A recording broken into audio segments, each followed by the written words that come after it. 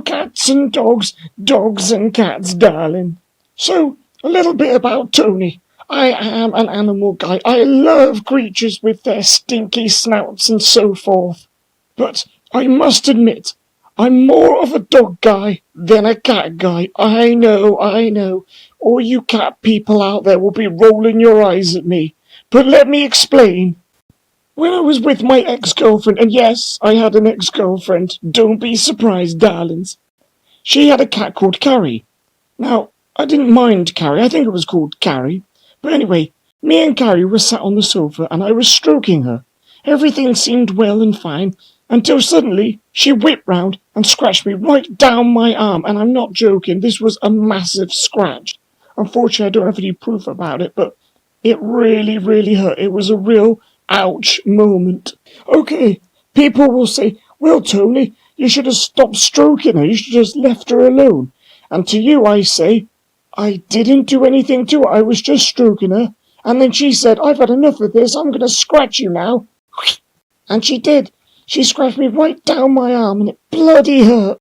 The thing is, though, what I don't understand is, if the cat had enough, why didn't she just walk away? Why did she have to bite or scratch? Why do that? Little bastards. Just walk away, darling. If I kept grabbing her back, then yes, I could understand. But I didn't. Oh, and that reminds me of another point.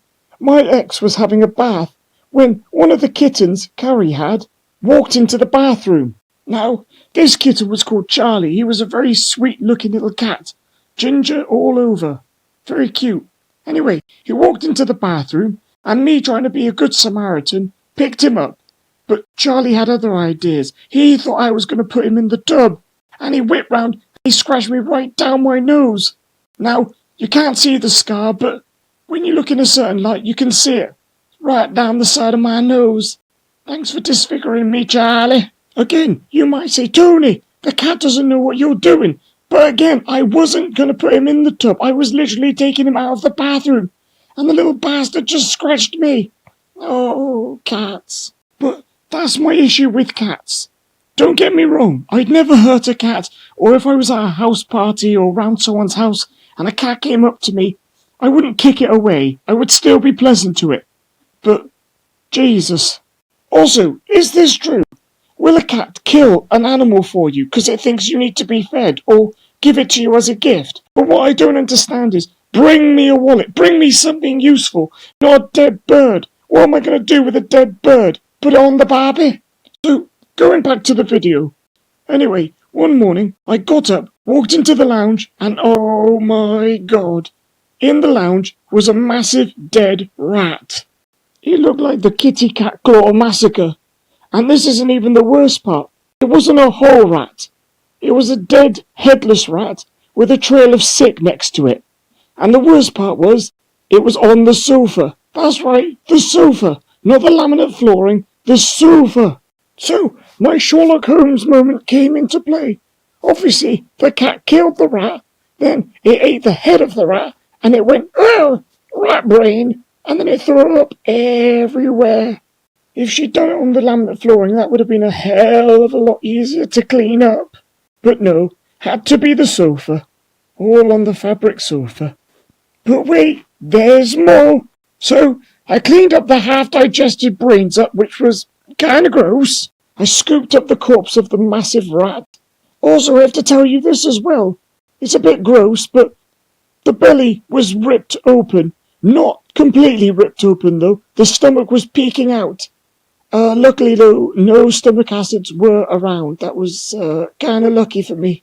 So, I scooped up the sick in a tissue, flushed it down the toilet, and then I scooped up the rat on a shovel. So, I had this carcass on the end of a shovel, headed towards the front door, opened the door, and...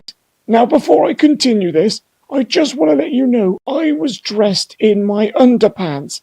That's right, I was in my underpants and I was walking out the front door. Wasn't clothed, didn't have anything else, just a pair of panties. As I'm recording this, I'm actually thinking to myself, why didn't I just go to the back garden? The mind boggles, eh?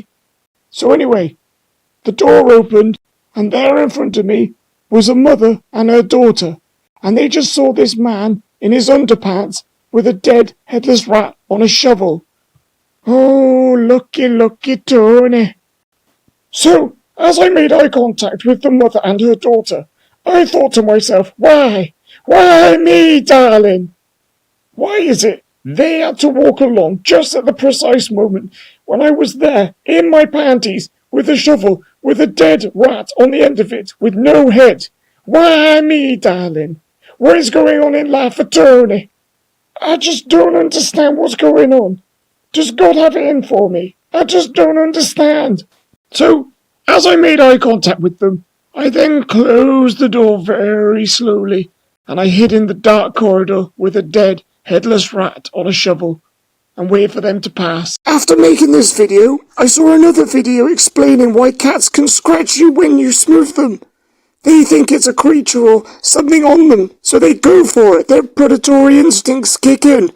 That's why Carrie probably scratched me when I stroked her on the sofa. And Charlie probably went for me because he thought I was going to put him in the tub. But still, little bastards. So, that's my reason for being more of a dog guy than a cat guy.